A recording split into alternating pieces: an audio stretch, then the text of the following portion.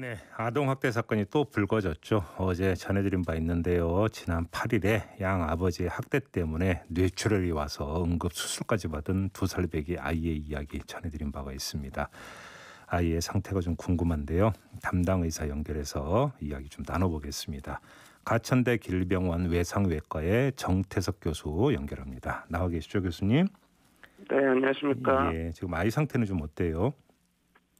일단은 뭐 아이 상태 지금 반혼수 상태 의식은 회복하지 못한 상태고요. 예. 이제 대신에 이제 혈압이라든지 호흡하는 거는 그 처음보다는 좀 안정적으로 좀 올라와 있는 상태입니다. 아, 그래요. 빨리 의식을 좀 찾아야 될 텐데. 네. 아무튼 그 화성의 한 병원에서 이제 그 이송이 된 거잖아요. 이송 네. 당시의 상황을 좀 자세히 좀 말씀해 주세요. 어떤 상태였어요? 일단 저희가 그쪽 병원에서 연락을 먼저 받았는데 네. 그쪽 병원에 도착했을 때 환자 상태는 일단 의식이 없으면서 이제 CT 소견에서 뇌출혈이 보인다. 그렇게 해서 큰 병원 진료를 필요할 것 같다고 해서 저희한테 연락이 왔고요. 저희 병원 왔을 때 일단 거기서 신고를 먼저 했습니다. 그쪽에서 예. 예. 학대가 의심된다고 연락이 좀 있어서 음. 그쪽 병원에서 먼저 신고를 했고 예. 이제 저희 병원에 왔을 때도 제가 봤을 때 그 의심이 들어서 신고를 이제 각각 관할 경찰서에 하였습니다. 근데 지금 아이의 머리에서 혹시 외상은 있었습니까? 처음에 응급실 왔을 때 딱 처음에 봤을 때는 이제 아이가 여자아이라서 이게 머리카락이 많아서 이제 손으로만 만져서 확인을 했는데 예. 그쪽에서는 특별히 뭐 두피가 붓거나 이런 건 없었고 예. 이제 수술을 진행했는데 수술할 때 이제 머리를 깎고 진행을 하게 되거든요. 예, 그렇죠. 예. 예, 그래서 머리를 깎고 봤을 때도 특별히 두피 쪽으로는 뭐 붓거나 뭐 이렇게 빨갛게 뭐 상처가 있다거나 그런 건 없었습니다. 그런데 지금 이제 뇌출혈이 온 거잖아요. 그럼 이걸 좀 의학적으로 어떻게 해석을 해야 되는 겁니까, 그러면? 일단 대부분의 외상성 뇌출혈은 두피 부위, 머리 쪽으로 뭐 딱딱한 물체 세게 부딪히거나 이렇게 해서 뇌출혈이 나는 게 대부분인데요. 그러니까요. 이제, 예. 이제 아이 같은 경우는 그런 거 외에도 완전 작은 아이 같은 경우는 뭐 아이를 크게 흔든다거나 아니면은 얼굴 앞면 쪽으로 이제 큰 충격이 있을 때 머리 두 부위가 이렇게 많이 흔들리면서 안쪽에서 출혈이 생기는 경우가 종종 있습니다. 아, 그래요? 네. 아이고 참. 그 군데군데 지금 멍자국이 쓰는데 이게 지금 그 부위별로 발생 시기가 달랐다면서요? 네. 네, 일단 멍 같은 경우는 처음에는 다치게 되면은 빨갛게 보이다가 보통 2, 3일 정도 지나면은 이제 푸른색으로 좀 변하기 시작하고 네네. 일주일 정도 지나면 색깔이 갈색 내지 노란색으로 이렇게 변합니다. 예. 그러면서 일반적인 멍은 2주 정도면 빠져나가고 이제 심한 멍들 같은 경우는 3주에서 4주까지 가기도 하거든요. 예. 그래서 하나를 처음 봤을 때 이제 가장 심하게 멍을 확인된 거는 이제 안면 쪽으로 얼굴 쪽에 멍이 좀 심하게 들어있는 상태였고요. 이제 신체 진찰을 하기 위해서 옷을 벗겨서 확인을 했더니 이제 뭐 귀, 목, 등, 허벅지, 엉덩이, 다리 등에 다발성으로 멍이 들었고 이제 색깔들이 다 좀 틀렸던 멍들이 보였습니다. 얼굴 앞면에 지금 그 심한 멍자국이 있었다면 그러면 주먹으로 가격을 했다라는 해석이 그러니까 따라붙는 겁니까, 그러면? 근데 그런 아이 같은 경우를 주먹으로 가격을 했으면은 보통 안면부에 골절 같은 게 동반됐을 것도 같은데 예. 사실 골절은 없었고 심하게 멍이 들은 거로 봐서는 이제 뭐 뺨이라든지 그렇게 손바닥으로 좀 타격이 있지 않았나 이제 예상을 하고 있습니다.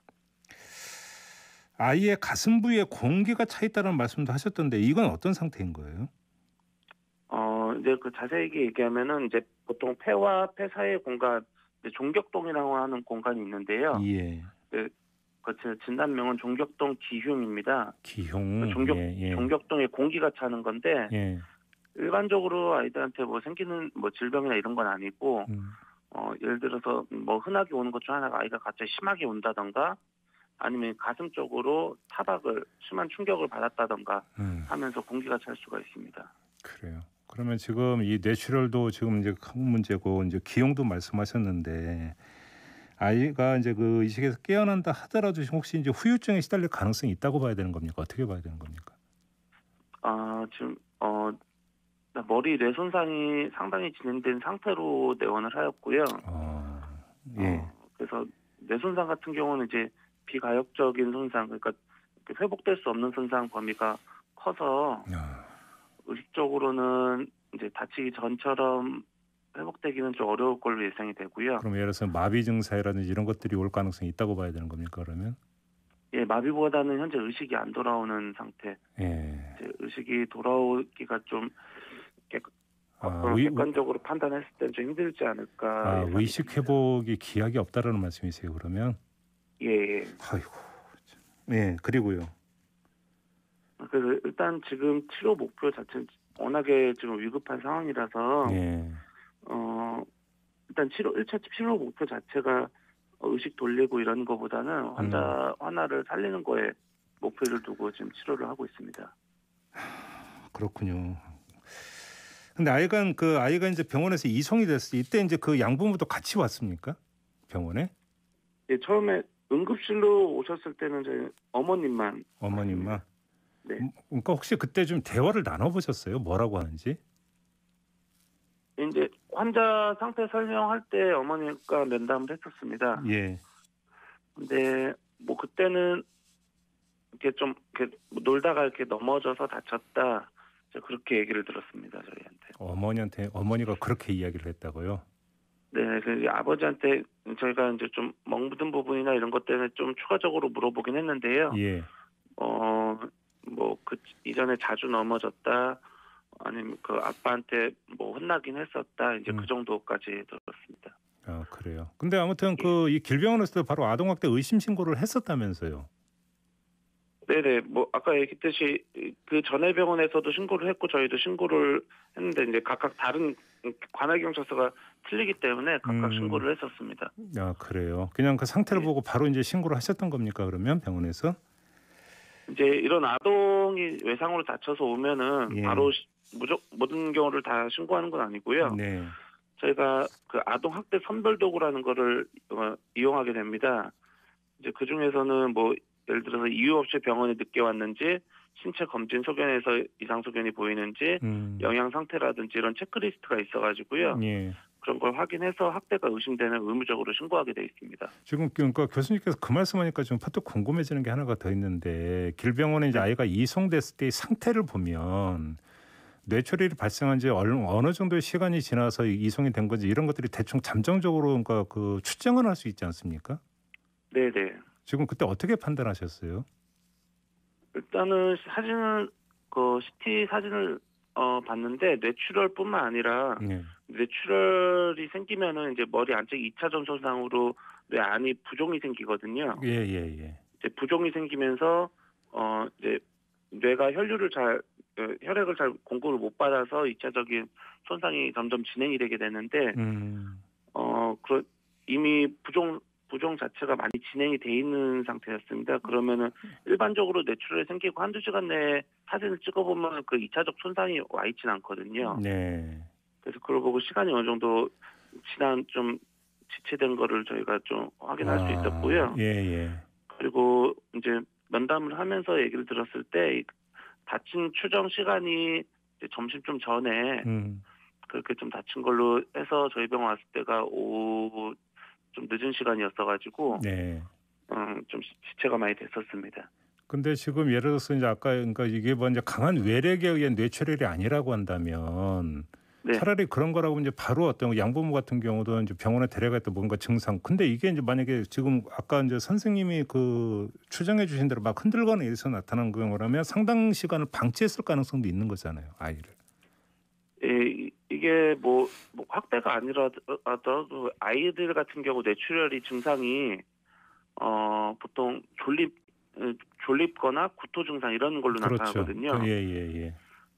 근데 화나 또래의 아이들은 보통 점심 좀 지나고 대부분 이제 낮잠을 많이 자서 그렇죠. 이제 어머니 말로는 이제 아기가 좀 피곤해서 이제 재웠는데 나중에 이제 깨워도 잘 반응이 없어서 이렇게 왔다고 하는데 일반적으로 그런 경우가 종종 많이 있습니다. 그래서 지체되는 경우가.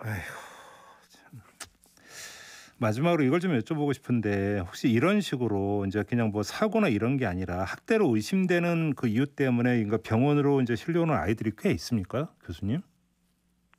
네, 일단 대부분은 사고로 많이 오는데요. 네.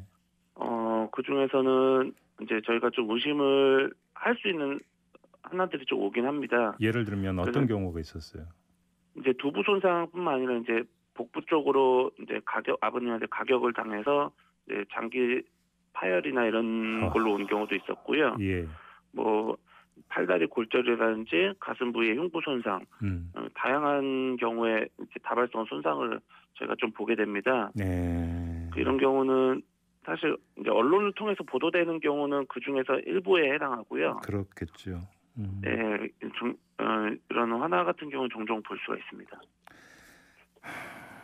알겠습니다. 지금 의식 회복 어떻게든 좀 의식이 좀 회복이 됐으면 좋겠다라는 좀 그런 생각이 드는데 좀 더 이제 상태는 좀 더 지켜봐야 된다라는 거죠, 교수님. 정리를 하면. 네네. 알겠습니다. 자, 오늘 말씀 여기까지 드릴게요. 고맙습니다, 교수님. 네, 감사합니다. 예, 지금까지 정태석 가천대 길병원 외상외과 교수였습니다.